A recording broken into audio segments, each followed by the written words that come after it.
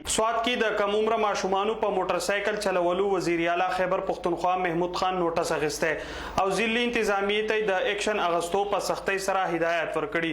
نور تفصیل اخلو د خپل همکار ارشد جان نه.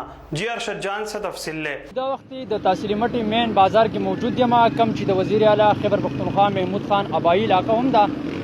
خصوصا تاسو به سوات کې کتلی وي چې د ټریفیک د موټر سایکل او ډرایوینګ د وجې ټریفیک حادثاتو کې ورځ تر ورځې اضافه کیږي.